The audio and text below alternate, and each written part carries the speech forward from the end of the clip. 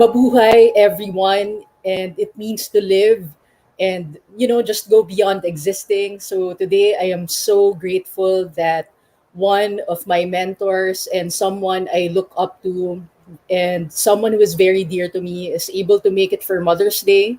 And just to give you a brief background of our guest, Reverend Dr. Cindy Paulos is a music producer, author, poet, lyricist, composer, longtime radio announcer on multiple stations for Kawi Radio in Maui, Hawaii, and KUOS in Sedona, which she co founded. She has hosted the longest running talk show on Maui for 30 years.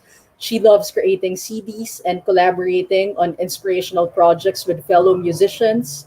She was just awarded UNESCO Center for Peace, announces 2020 Cultural and Peace Crafter Award laureates. She's also a voting member of the NARAS, Grammys, and HARA.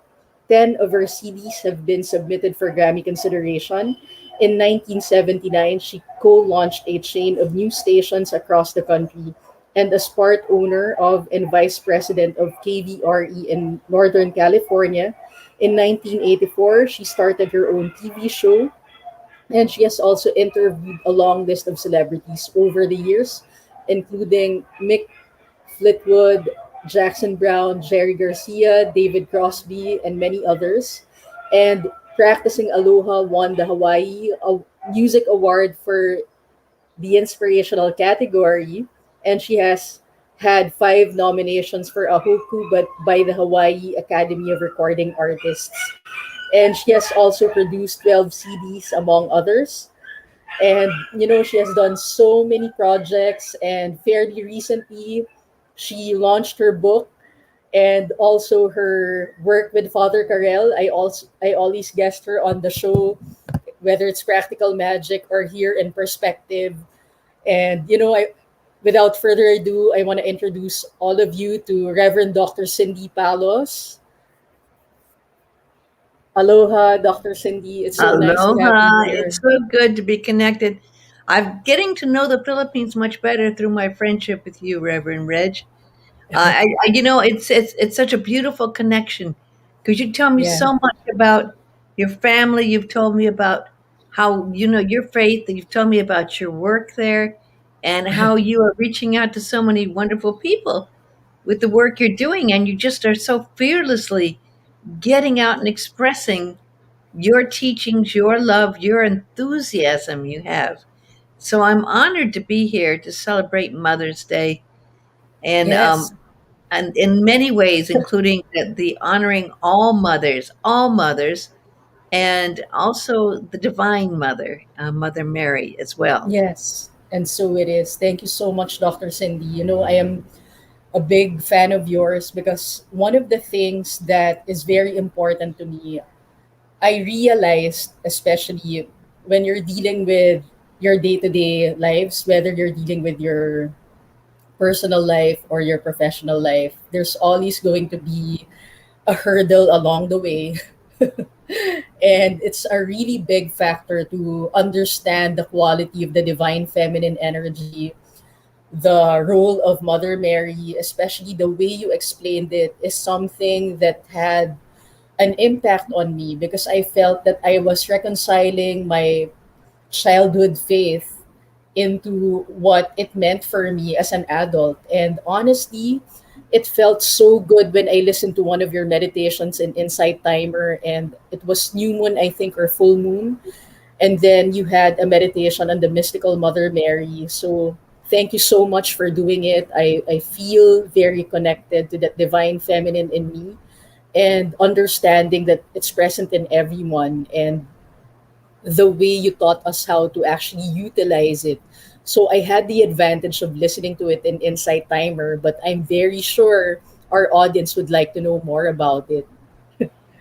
Well, the thing is that the power of Mother Mary is just as powerful as any of the disciples, and probably more so. Um, Mm-hmm. and as we have now recognized more and more in this day and age, a lot of men have been threatened by the power of women, and a lot of the religions, in the beginning with Peter, and others decided to separate themselves from the source, which Jesus Christ loved his mother, of course, Yeah. and Mary Magdalene, and yet they kind of isolated that aspect of the divine feminine. But Mother Mary was trained and from a family of deeply trained spiritual teachers, Essenes, who had really for, I mean, generation after generation after generation had prepared themselves for this wonderful coming of bringing in that Christ. And Mother Mary was totally aware of how to have a mystical union with God. Now, Hmm. this part's not talked about very much. We see Mother Mary as someone who's supposed to be sometimes I guess she's portrayed as someone humble with their head down and very quiet, and just like but she was a powerful woman. Yeah. She understood at a very young age how she meditated and prayed, and she knew and was indeed that Holy Spirit that visited her also brought her up to be able to achieve union of cosmic consciousness and union with God, bringing about the ability to channel in and be the vessel to bring in Jesus Christ. So the power of Mary has been kept quiet, but when I had a visitation from her, I hadn't really thought of her much except as most people do as a Catholic. And you go to the Catholic churches, and there's wonderful pictures of her, and there's usually candles burning, and for that. But in the other religions hadn't recognized her much except for the Catholics. Yeah. But I always wondered why. And she said to me very clearly when she came to me, she was wearing living stars. I mean, the stars you see in pictures around her head were actual stars. Stars Wow. that were literally stars. If you can imagine right now yourself with stars, real stars, surrounding your head from the cosmos, not just a crown of pictures of stars, but actual stars that she was in tune with, alive with, channeling, and a beautiful midnight blue robe that was like a robe of protection, that was a magical robe, like you see magicians Yeah. wear. And Beautiful. when she reached out to me, she was carrying a golden globe, and she offered me a golden globe. And I didn't really know what it meant, but she expressed to me that this was the world, and that the world needed this love and needed to be able to reach out, and so we could share the love to the world in her messages. And I wrote from that, the mystical Mother Mary, Yes. Awesome. and I talk about that in there. And I was amazed how she really also understood that so many women have been raped and abused with domestic violence and have a fear of men because they've been abused, some at a very young age. Yeah. And because of that, even though they may not know it, they may not feel as open to the male figure of Jesus Christ as they would be to the female. And I don't think this is ever discussed, is it? I mean, I don't hear Yeah. about this much, but I understood it because I had been abused. And Hmm. she also made it clear that she would go through all the principles I needed to heal, like forgiveness and compassion and understanding, to then be delivered to Jesus Christ as she delivered Jesus Christ as well. Yeah. Um, and that she's not, it's not a competition. Yeah. She's not competing with her son, Jesus Christ. Yeah. And there's just beauty and grace in the way that you explained it. Especially the thing about you is that you embody the transformation, the healing, and the capacity to move forward beautifully because number one, you were so open into talking about that time in your life where I'm very sure emotionally you felt limited after that incident. And another thing about you, I mean, about being abused, that's really psychologically impairing, but here you are, you're able to deal with it with ease and grace, and you're able to forgive it and release it. And I'm very sure it must have taken you many times to forgive that kind of incident in your life. Yes. And as many people who are in a relationship that's abusive, it wasn't just an incident. It was many times of even when I was pregnant, being kicked in my stomach by my husband, also having my nose broken by him, being hit on the head with a frying pan. Oh my These are God. things for absolutely no reason, for absolutely no reason. And I was also very young at that time. But I didn't know, about abuse and how it could happen. So it was kind of shocking to me because I hadn't known much about it. I had hidden the fact that I indeed had also been abused as a child by the guy I babysat for. I had blocked it out, but Mother Mary and those teachings allowed me to understand that that had happened. And with these teachings and with the help of Mother Mary, I realized the progression of what had happened because of my self esteem and fear of men, that how I allowed myself to get into relationships that I didn't know would lead to even more damage. But this is not unusual. I mean, there are women probably listening or maybe hearing this message sometime out there that have experienced things like that, but don't talk about it. After Yeah, my book and my CD, I was amazed how many people have gone yeah, through this and don't say a word about it because of the yeah, shame involved, right? yeah. And it's such a liberating experience that you're actually putting it out there. And, the idea of the heart expanding from being able to release whatever pent up emotions that you have. Because prior to any research work or anything that's been written about it, a lot of people just feel that it's just one of those things. It's just one of those things Uh, that you sweep in the rug, and yeah. you don't know what kind of impact it does on you. So, what happens is normally people find you unreasonable because you get frustrated for so many things, and a lot of people don't realize that there's actually a root cause to it.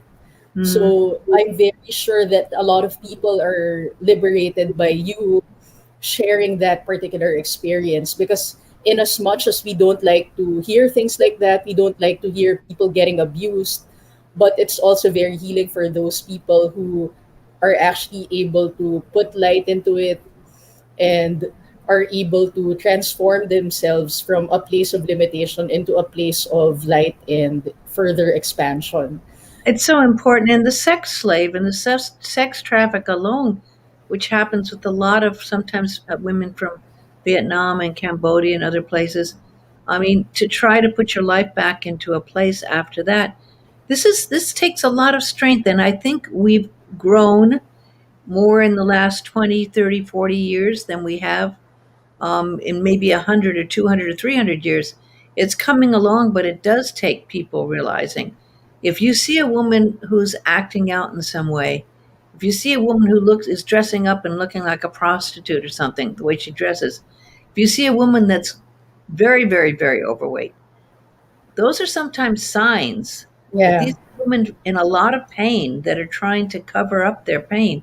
And it's not a judgment, but they're doing it in a way because there's so much. When you have a lot of weight, you're covering up your pain, and you don't want men to love you sometimes. So you put on weight so people won't love you. There's many issues that come up with a lot of these things.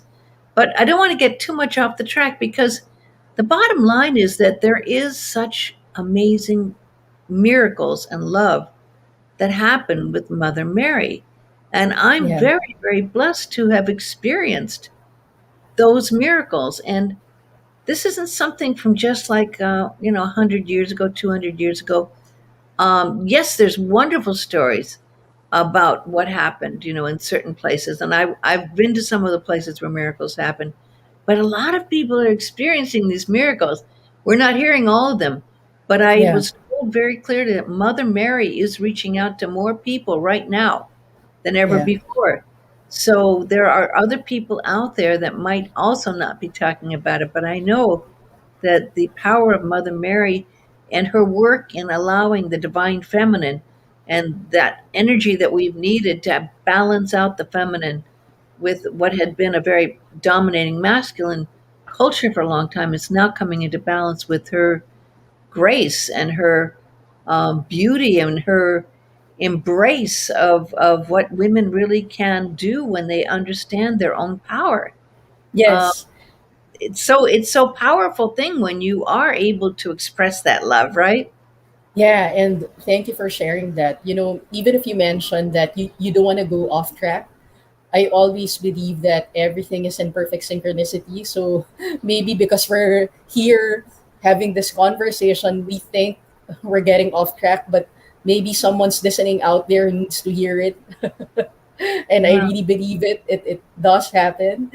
And one of the most remarkable things about your work is that you were able to actually, embrace that divine feminine quality of yours, remaining cool, calm, and collected, especially when you were just beginning your career in the radio. So I think that's one of the most impactful things that you left with me, and I'm sure a lot of our uh, colleagues in the international metaphysical ministry are also inspired by it. So please tell us more about it, because other women could have been argumentative with so many limitations imposed on them, especially in a male dominated industry. And in fact, I was listening to one of the videos about you, and one of the interviewers was so surprised that you're a metaphysical minister,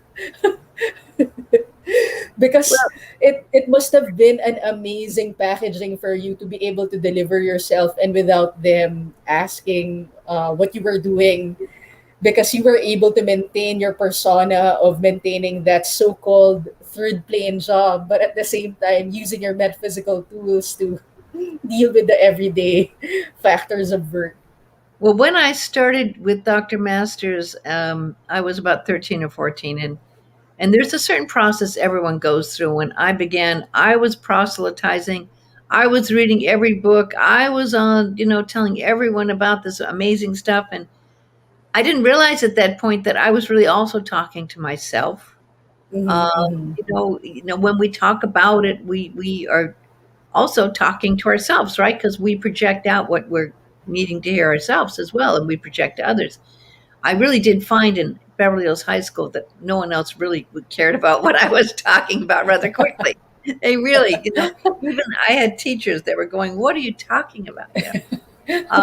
But so then when I had that enlightenment experience, I realized we all choose where we're going to be and what we're going to be doing in some higher level without awareness of it sometimes.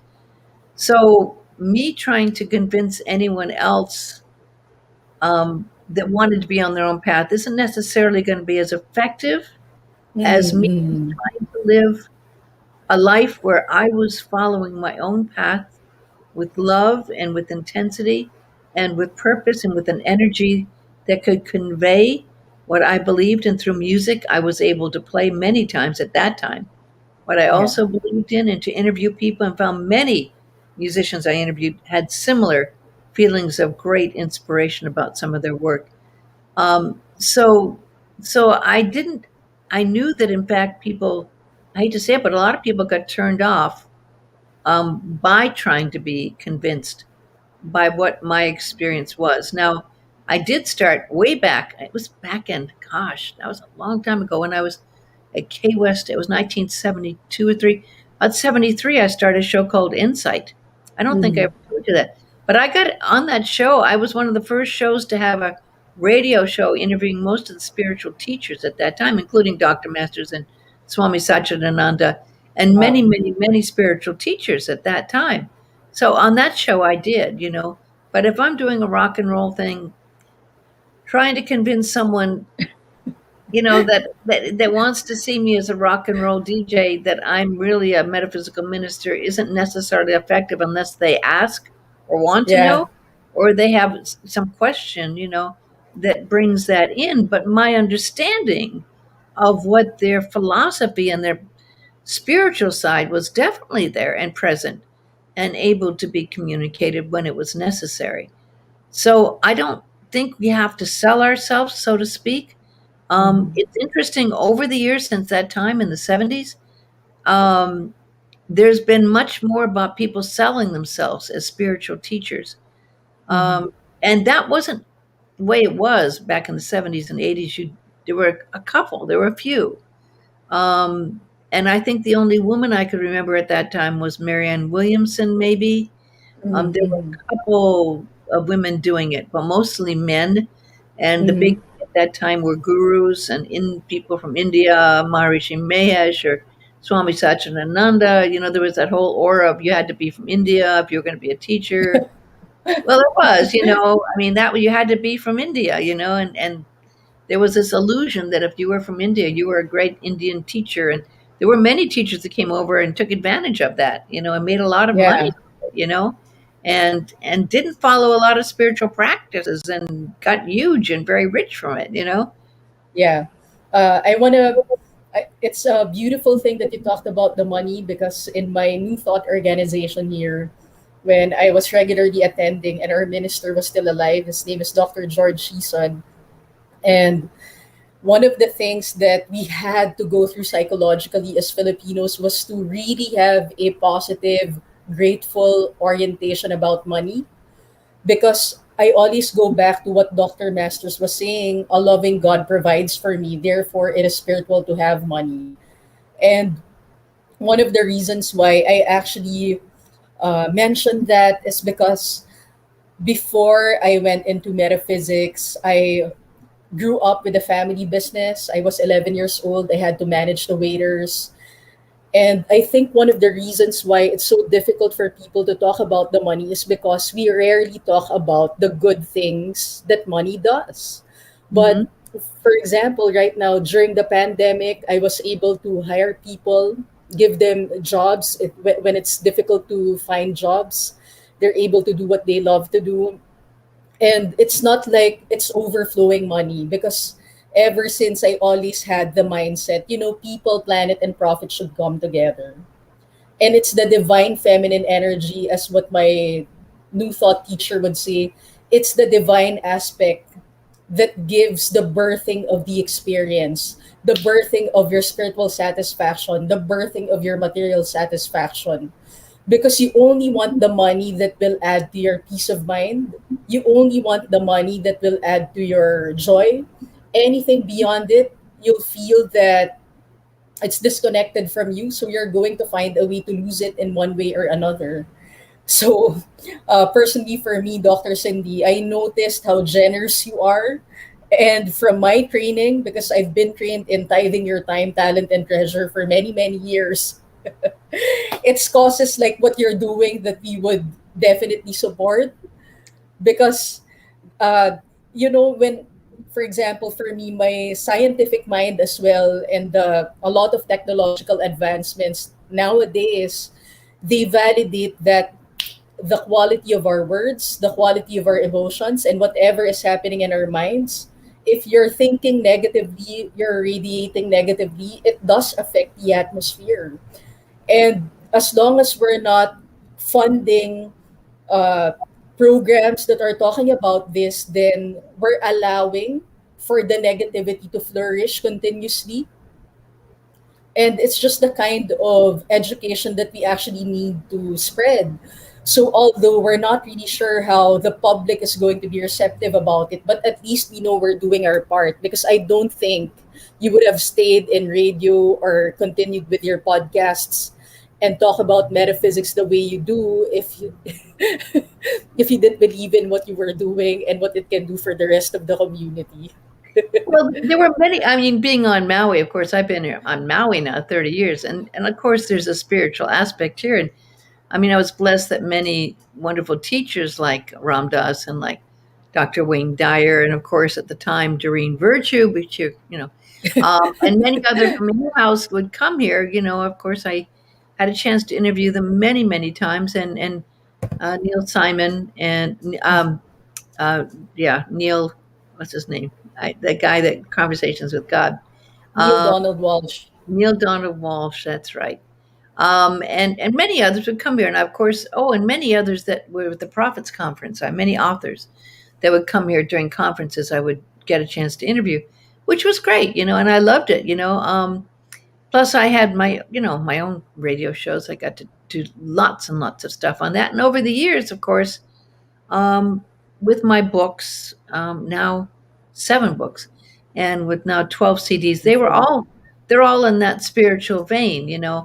and they're all there to share. And you've been an amazing supporter with Yeah. prayers, affirmations, and meditations. You are very, very, very supportive with that book, and I'm eternally grateful for you supporting it, so generously yourself. And with this book, Mystical Mother Mary, it's Yeah. interesting because some people I never would have guessed would have been drawn to it. Um, Yeah, I was surprised. Nellie Baz. yes, Sorry, I'm talking over you. Nellie Baz, who's yes, in the Middle East. I was so amazed that she is actually yes, fond of that book. yeah, yeah, I was too. But then again, in the Middle East, look at how some women have been treated there as well. Yeah, So yes, isn't it wonderful that yeah, that some of the women, and on Insight Timer, I have some um, people who follow me who are from Iran and other places, and so there's this need that they have, because sometimes it's they need to have that faith and strength inside, because sometimes when you're in those challenging limited situations, you need to have a resource. yeah, So there is this worldwide movement going on, and you're seeing it. You're doing your part in the Philippines and way beyond. Now people from all around the world now, so we're seeing how this is growing, yeah, and I'm seeing how more people sometimes are drawn to the mother now, in ways I never would have necessarily guessed. But the yeah. mother is the mother the way we thought of the mother is not the mother the way the mother is now. The mother Hmm. that our mother's mother was very, very, very, and I'm talking the way they had to live at the turn of the 19th century and into that time. Um, it was a hidden life. There was much hidden in the way the mother had to play out their roles. And then with more freedom and more involvement, and more being able to go to college, and more um, things changed radically, right? And the way Yeah, mothers now, it was rather uncommon in the 1900s to see women out there working and having children and raising families. Now more and more hmm, women who are mothers are also working, right? yeah, And have a job as well, right? And yes, so women's in that power are able to embrace their own life, their own freedom, and having a different image for their children to see when their children grow up, right? yeah. And it's such a beautiful thing that you brought it up because even last Friday, I had a guest in the Kingdom of Jordan, and she's 21 years old. And then I was so surprised she organized this World Book and Copyright Day conference so that the people in the Middle East can speak English better, understand it better, use it for business and practical global interaction. Wow. And then I was telling her, it's just so amazing that you have this kind of mindset, and because I feel, Dr. Cindy, this divine feminine energy, the way you discussed it in the meditation that you did, is that, it's so subtle. The energy, it feels like you're not even feeling it because it's so refined. But then the way it actually organizes things, it comes out more beautiful and benevolent than you can ever perceive it to be, because that's one of the things that stayed with me after I meditated with that talk of yours and the meditation that you gave during that new moon or full moon. And every now and then I would go back to it because I think it's so important to realize that, for example, now there's a rise of divine feminine appreciation, especially today here in the Philippines. Mother's Day is a big day. I was reading in LinkedIn, this is one of those days where people come together commercially, but from a mystical perspective, that beyond the commercial value of it, as you were explaining, it goes beyond borders. And please explain more about it, because for other people, I'm sure they want to know more about the internal quality of that divine feminine connection. Well, first of all, as recognizing the part that yes, people are celebrating, and many people have their mothers who have passed on as well. And I just want Mm-hmm. to say, whether your mother is alive or your mother has moved on, you can still celebrate your mother in many ways. And the power of a conversation that's heart to heart is part of the divine feminine. The power of true love and appreciation that may not have been able to be expressed because there may be old things or old wounds or some hurts that need to be healed can be healed at times like this with simple hug or simple act of kindness or a simple expression of gratitude, be it a flower, a single flower or something written or a card. You'd be amazed how many people who are mothers save those cards. I just have to say that. You Yeah. may not realize it, but those things do mean a lot. So in that level, mothers are representing the unconditional love that Yes. is the divine feminine, and they may not always be able to live up to it. In fact, it's very, very hard to live up to it. So I can probably guarantee you that they aren't able to live up to the image of the divine feminine, because we're human, and it's that humanness that we have to understand that we are here to learn from. So this is Mm-hmm. where the understanding and forgiveness come in, knowing that we'd like our mothers to be perfect, Yeah. but there's no perfect mother. Even though I think my mother was really wonderful and she's such a huge inspiration. I don't think I could have written or done my work without her encouragement of my own writing. But she had issues as well. And Yeah. if I were to think if I was to think she was perfect and then I'd be ignoring that she was human and she had issues, then I wouldn't be seeing the fact how special she was because she did have problems, and she was human. And at the same time, boy, I'll never ever be able to be enough grateful enough for what she inspired me and encouraged me to do with my writing and my support with my spiritual work, which is a great gift. I mean, how Yeah. many mothers at that time when I was young was 45, 50 years ago, she was encouraging me, which is very rare, to go to take classes on meditation. At that time, that was very, very different than what most Mm-hmm. mothers would have been doing. So there's that gratitude for the mother on the personal level. Then that energy you're talking about on the divine feminine, the mystical mother. The mystical mother is the one that provides us with that energy of knowing our fulfilled Christhood in the feminine form.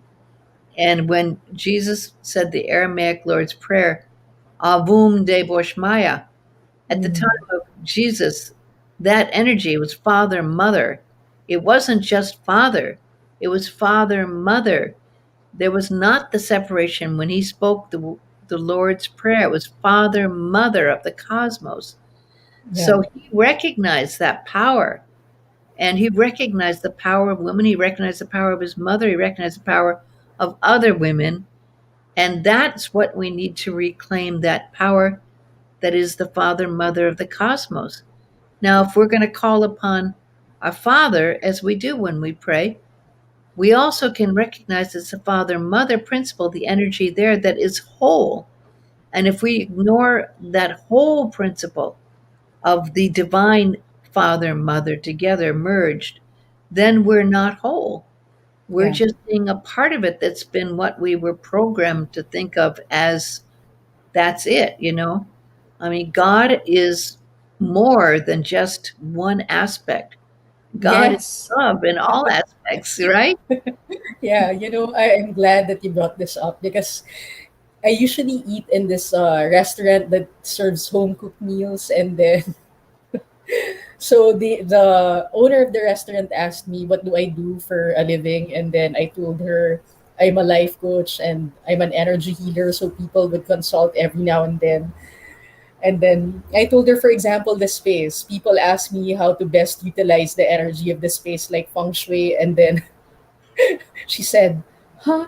So are you a Christian? Because if you're a Christian, you're not supposed to do feng shui because you worship Buddha.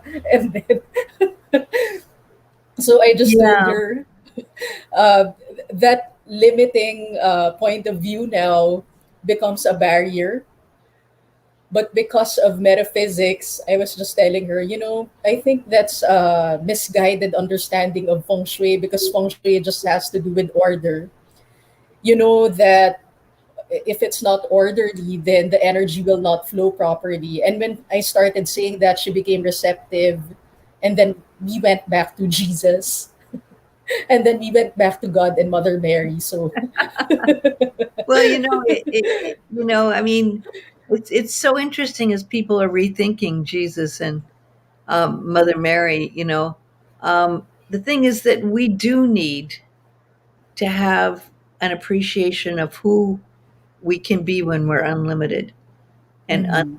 alive with unconditional love. So, you know, we don't want to worship the idol. We want to worship the Jesus Christ and the Mary as they were unlimited, not as they were when they were formed to be a statue, not as Yeah, they were formed to be something that could be marketed and sold in a certain way for certain people's reasons.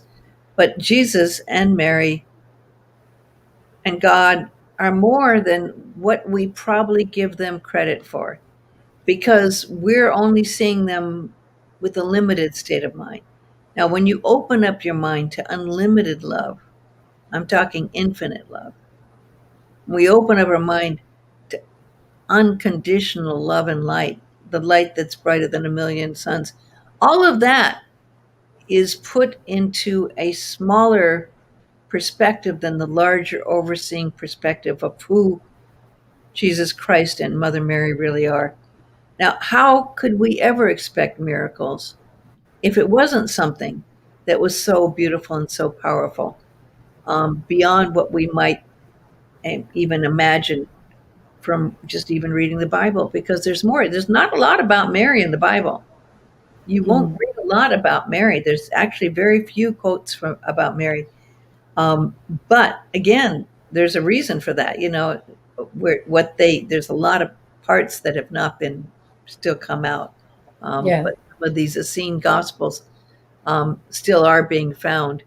Um, and I know more have been found about Mary Magdalene as well. But we have to really allow ourselves to be completely open to the miracle yeah, of Mother Mary and Jesus Christ. And when people can talk to you in a restaurant and hear you explain that it's more than that, it's more than just. And I was raised with this, like, oh my gosh, if you're going to be meditating, you're doing black magic, or you're. I mean, that was 50 years ago. A lot of people who were Christians, and there's still some probably today who say yeah, you. There's some people that don't want you to do yoga because yes, they think that's black magic or against Jesus, and it's not. It's like no, no, no, no, no, no. It's not against at all. But that's maybe was for some people's individual purposes. But if you open up your mind to like, wow, it's more. I mean, if when you do yoga, yoga means union with God. Christ had union with God. Mother Mary had union with God. How could yoga be bad? yeah. And uh, the most beautiful thing for me that you just mentioned is that it goes beyond the understanding of a statue, how we've actually formed it into this particular tangible matter. And I think, Dr. Cindy, when you talked about miracles, because for me, when I look at you and how you do things every day, at least from what I can see in the digital media, I think the miracles come for you because of your vulnerability. And I think this is also an aspect of the divine feminine that we think is a weakness, but is actually a strength. And I was so surprised because when I first went to University of Metaphysics and there was something that was not so uh, flattering about your health, and then you put it in the group, I was so surprised because my new thought orientation here, we don't really talk about it. It was the first time that I actually saw something like that. And then over time, as I was learning more things, especially with heart math, they validate that it's so difficult for us to come from our authentic place because we see vulnerability as a weakness and not as a strength. But here you are, you're just there in your space of authenticity, and because you're there in your space of authenticity, you know that a lot of things can happen. The ones who don't resonate with you, sometimes they'll air out that they don't resonate with you, but then you make it so convenient for me as your student to see that, look at this is my teacher, she's just so authentic, she's there in her sweet spot of being herself, and then things just actually unfold beautifully for her. So Well, I just have to say, I mean, I bless you for saying I'm your teacher, but you are just as much my teacher as I am your teacher. And I mean, we got past saying that I was anything beyond a teacher, as far as I was like, no, I'm not a master, right? But, and okay, teacher, but just please, you are a teacher as well. And I honor you as a teacher.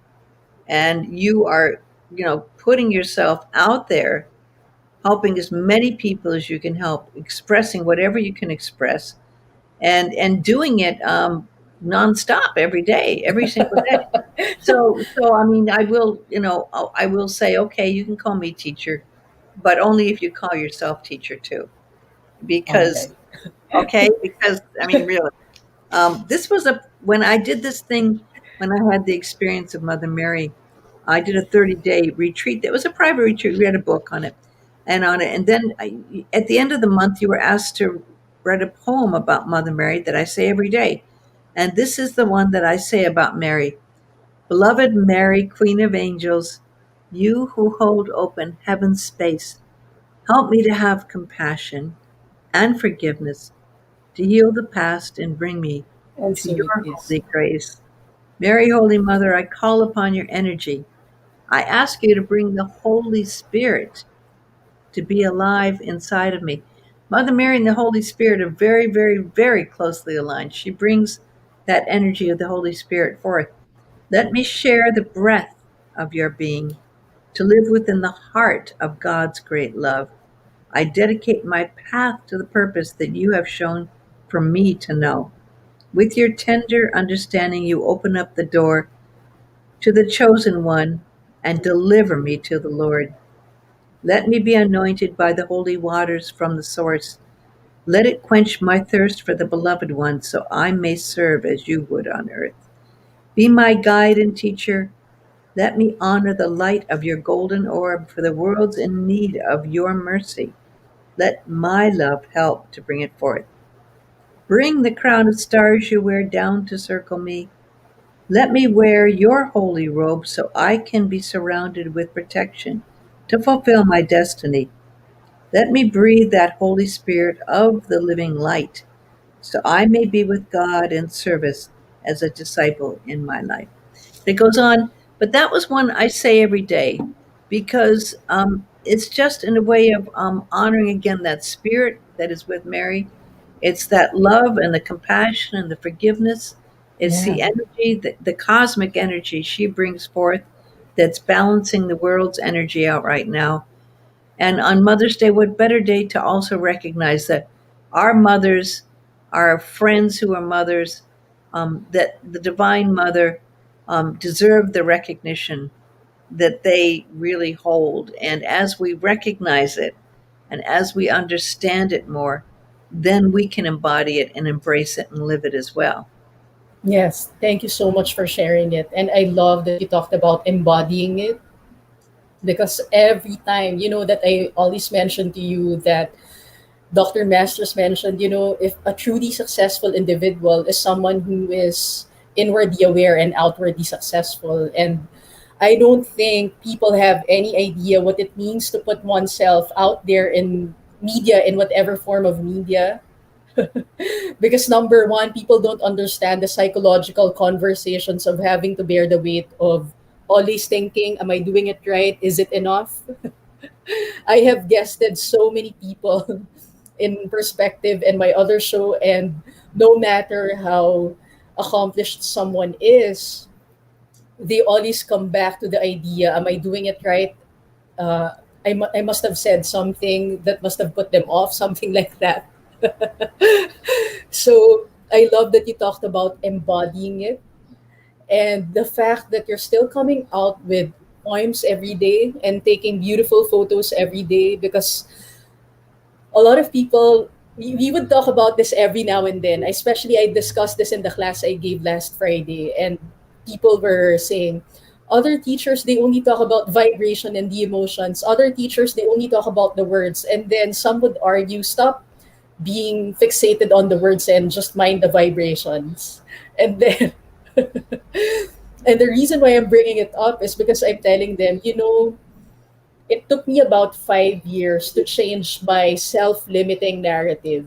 It's not easy because you're going to go through that internal dialogue where you're going to find yourself going through situations where you feel that are limiting you, especially if you've grown your awareness, especially you, Dr. Cindy, you've been meditating every day.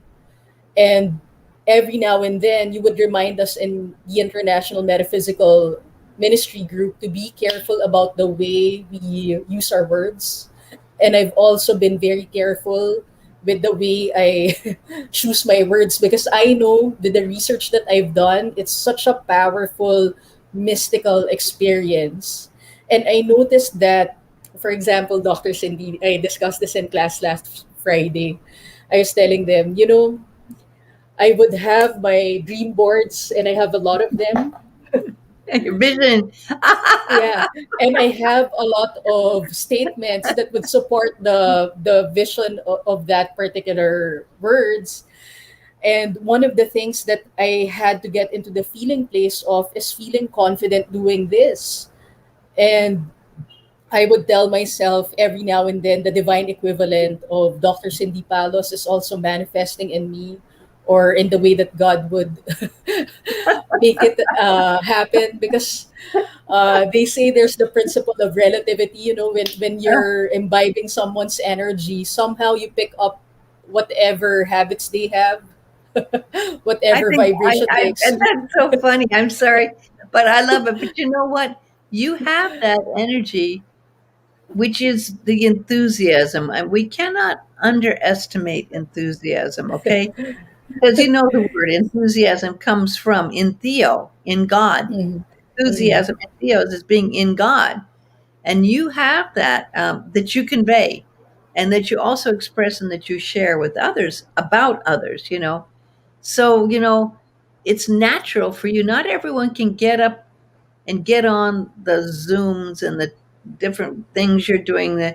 You're doing so much in social media and doing it fearlessly and reminding people every single day with your team, not only what you're doing, but also what other people you love are doing, including Dr. Master's words and other things. Sometimes I say things you've done where you share some of my posts. So, I mean, you're putting out there so much positive energy on that it is like a wave of energy you're putting out with who you are, and it's very rare that a person such as you in the Philippines could reach out to so many people in just our international metaphysical ministry and be known by so many and loved by so many. So, I mean, it's pretty amazing, truthfully, that you accomplish what you can accomplish, And, I have to applaud that. And to also the people that understand, the value of what you're saying and teaching and doing. Dr. Masters knew very well that indeed, what was it that people still, a lot of people who came to him needed to be able to understand, get past their fear of lackness, their fear of not having enough money, their fear of not being able to make enough money. And many, many, many people came to his teachings, especially in the early days, just wanting to find some of those teachings of finding abundance, abundance of money, abundance of love, abundance of being able to create what you wanted to create. But that was a part of it. But then there was still the esoteric part, which over time some of it has gotten lost. I have to say, when we see the teachings that are offered now of his, it's not including the work that he did very much when he was young about teaching of the esoteric books of Alice Bailey, which Mm, was always part of the work. You don't see him talk, and many people talking about the work he did of expressing the psychology of Carl Jung, which was one of his passions. We don't mm, see it talk about numerology much, which was one of his things. So part of me knowing him really well and remembering the early days knew well some of that he figured is going to get lost when you go out to try to sell it to a larger group of people around the world. mm, So it kind of saddens me to know that there were some beautiful teachings that I was able to get when I was a mm. teenager that now are not being offered.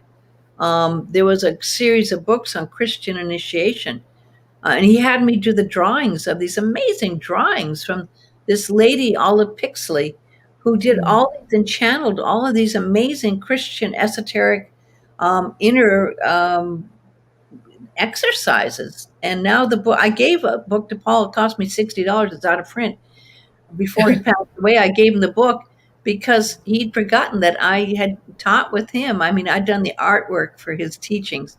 And that was when I was about 17, maybe 16 years old. Wow. So we're missing, and unfortunately, some of that's going to get lost unless it gets brought back. Some of the teachings that I was blessed to be able to have as a youngster are now kind of getting lost because the more sellable parts are being promoted more. Yeah, but thank you for sharing that, Dr. Cindy, because I think the part that you're saying is really about the process of work. And it's something that's very important to me because that's the reason why I follow you every day. Because if you look into the book Mastery, which I shared with you, which I love very much, because I feel that book is really something everybody should have, especially if you really want to build yourself up in an industry. By the way, hello to my Kundalini Yoga teacher, Marisa Harnad, and Reverend Michael Belford is saying hello. Hello, So hello, hello.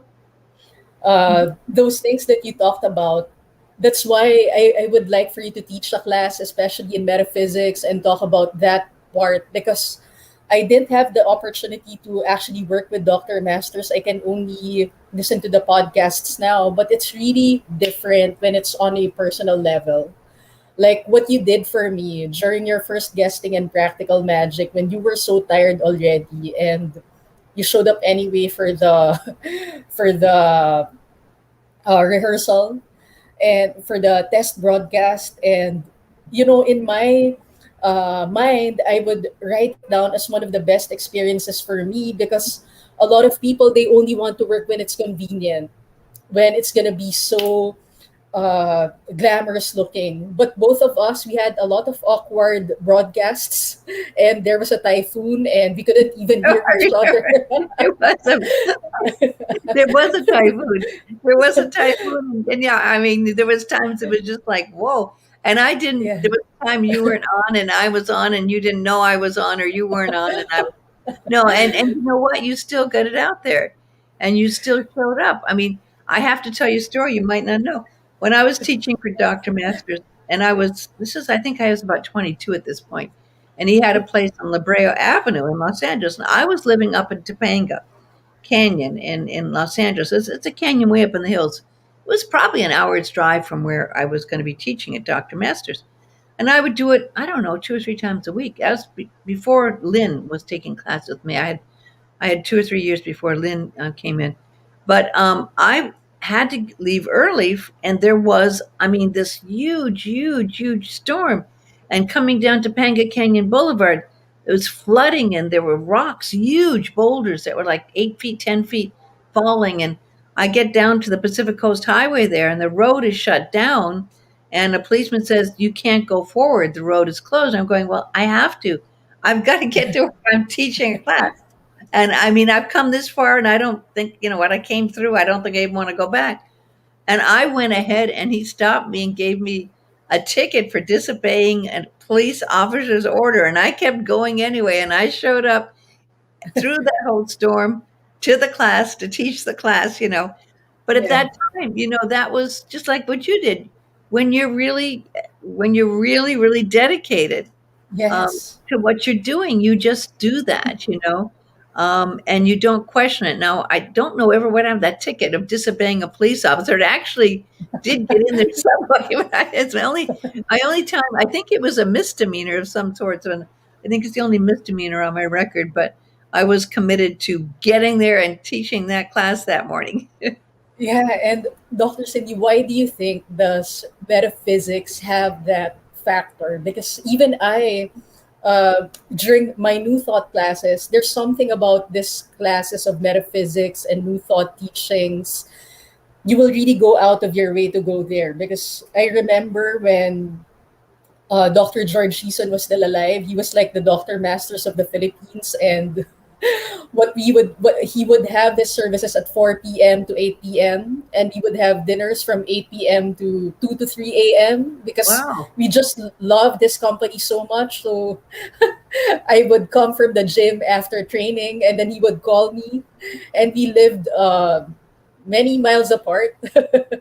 But when he starts calling me, I would rush to Makati, which is end to end of Manila. And Wow. there's something about metaphysics and new thought teachings. It just makes you feel that you want to be around people. When when Uh, it, when it speaks to your soul, you're so, so glad that someone understands, because most people don't really understand. And when you find others who want to understand, you want to be there in that same way, just as yeah, you were there for your teachers, and I would be there to teach as well. This is something that you're doing for a higher purpose. And then again, we can't forget, it's wonderful to teach, it's wonderful to learn, but throughout the rest of my life and many years on this path, it's the living of it. That's why I wrote Spiritual Tools for a Better Life. It is really living these principles. And I mean, I've it's come so much back to me in this last 3 months, where I've had more challenges than I've ever had in my life happen, all within a period of a couple of months. And I had to again turn back to those principles, the principles of faith, the principles of meditating every day, the principles of trust, the principles of harmlessness, all of those, the principles that I wrote about, I have to really put into practice at the trying times. And yeah, it's not easy. And I mean, all your life you think, well, you get it down after a while. No, you know what? As you go along, you get more as you're able to do more. So it doesn't get easier. And that's not a good selling point, maybe, to try to yeah, get people to follow this path. But you know what? The selling point's beyond that. The selling point is you're doing it because of your connection with God, and because you have to do it because you've made that inner commitment to God. And that yeah. commitment isn't something that's a bought and sold selling point. That's a deep, deep commitment that lasts a lifetime and beyond a lifetime. Thank you for sharing that, Dr. Cindy. And I want to add to all the beautiful things that you mentioned.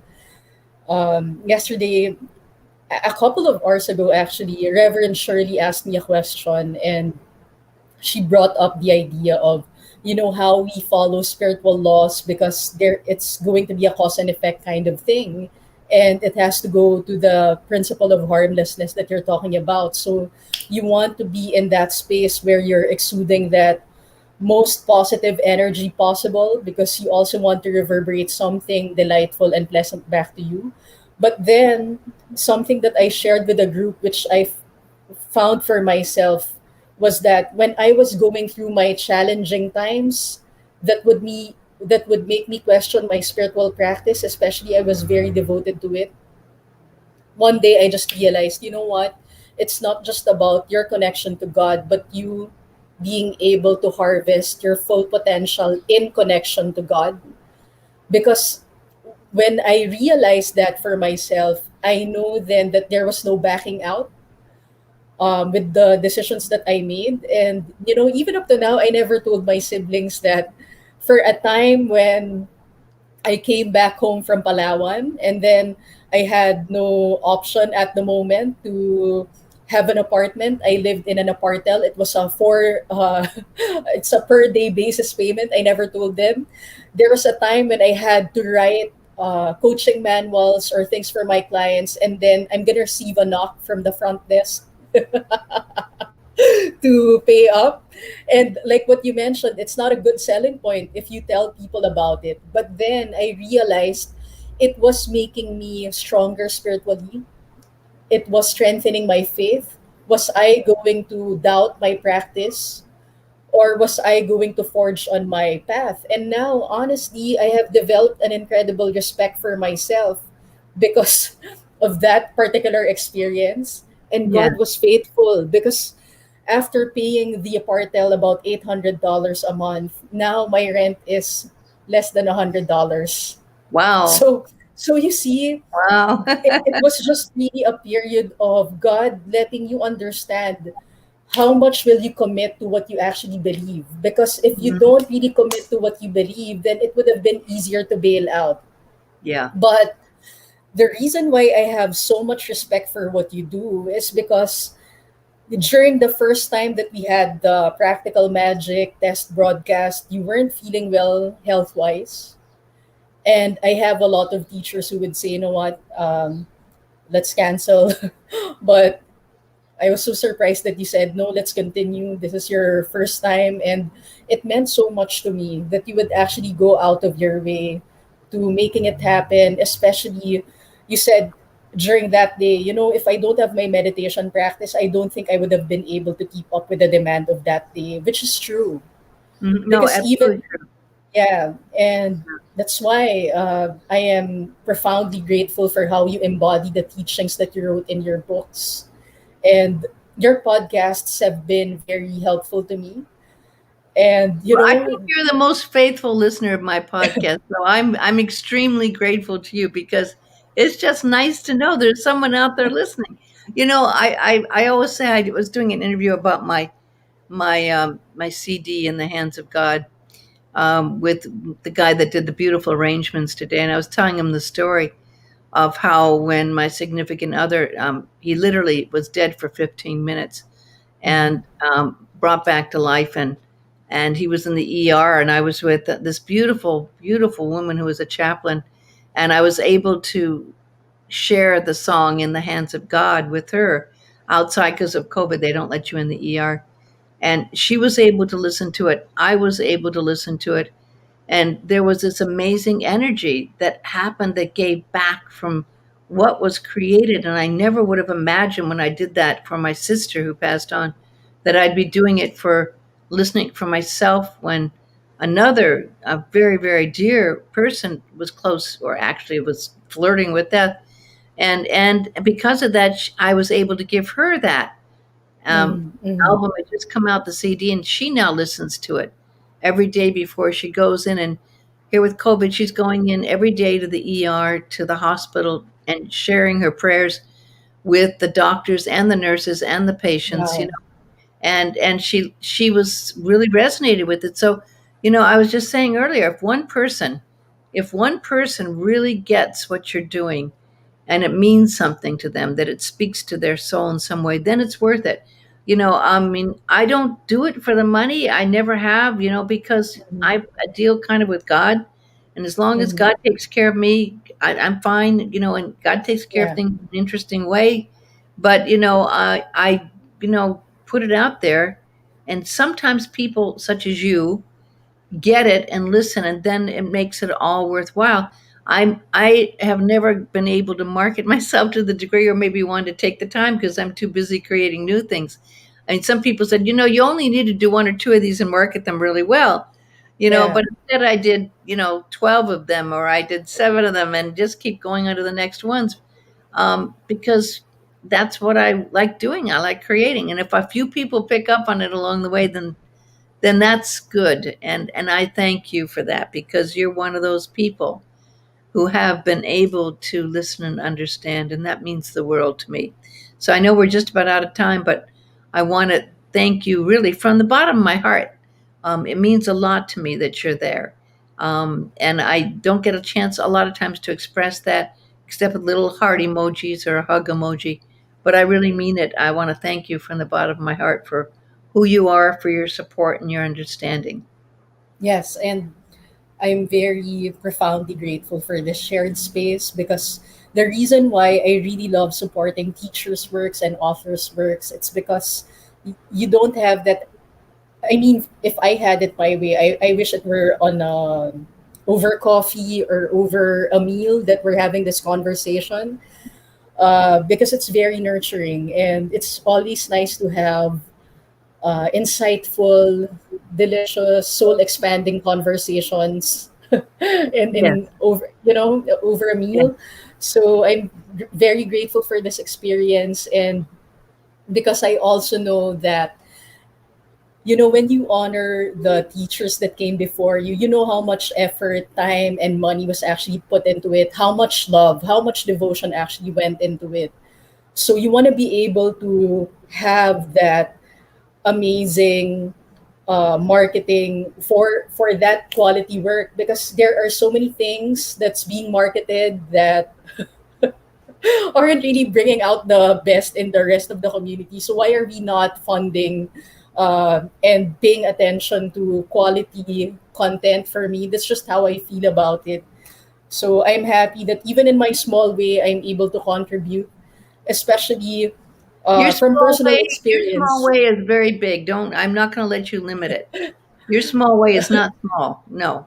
Your small way is very big. So, no, you're not small at all. You're very big, and I'm not going to let you even say that. All right, thank you. But it's such an amazing experience, liberate and a liberating experience for me, because Diane says here that I also thank you, Reverend Reg, for being there for me when you contacted me. All right, thank you. And Diane, I also want to share with you that I think it's such a shared space because I pull a lot of my strength and my inspiration as well from Dr. Cindy Paulos' work. I encourage you to listen to her podcast as well. She has such an amazing uh, content, and I I just don't, because I have been trained for it. When I started my Reiki class, my teachers were telling me, you're also doing people a disservice when you don't make them understand that there's value for everything. Because you also have to teach people to be able to express their gratitude. And as you teach them to be more grateful, both of you are liberated and Yeah, expanded from that experience. And that's why absolutely. I freely talk about giving value for work. And in the best way I can, I really love to honor people's work in time, talent, and treasure. And I know God will expand the treasure over time. Yes. Yes, absolutely. In ways that sometimes we never could have guessed, and Yeah. that's when we see that, just like me being able to recognize you today and others that might be there. That means a lot to you, and you never know when just that kindness and support can make the world a difference to someone. So anyone who, yes, you can recognize. I mean, God bless them, because their words and the kindness and the support means a lot, in ways we don't even know sometimes. So yes, thank you again. Yeah, of course. The pleasure is mine, and it's an honor to be able to do interviews for you and have these conversations with you. And I trust that we'll have more of this. And I know, Dr. Cindy, you have the time and you sleep early, but I would I would invite you to say a prayer for us, because it's always nice to have you pray for us. Ah. Should I read from the book, or should I just I'm going to just say I'm going to ask Mother Mary to be present here. And let's just breathe in and just call in that energy, that beautiful, beautiful ray of the Mother Mary and the divine feminine, and that unlimited, unconditional love that's there in the heart of us all. And we go to the heart of the deepest heart within us all, that holds that blossom of the beautiful flower that is the rose of Mother Mary. And we allow ourselves to express this beautiful energy. And Father, Mother, God, please allow us to accept the beauty, the love, that we are, to embody it, to share it, as did Mother Mary, as does Mother Mary, as does Reverend Reg, as do all of her beautiful children. Bless us now, today, and always with that beautiful gift that keeps giving, that gift of unconditional love and infinite light and understanding that indeed embraces the world and changes the world as we see it come into manifestation. So I thank you, God. I thank you, Reverend Reg. I thank you, Mother Mary. I And so thank you, it is. Jesus. God bless you and God be with you now and always. And so it is. And Thank you so so it is. much. Wow. Thank you so much. And sleep well and have fun. And we're going to continuously pray for you and John. Thank you. God bless Welcome. you. Thank you so much. Aloha. Aloha. Aloha. Bye bye.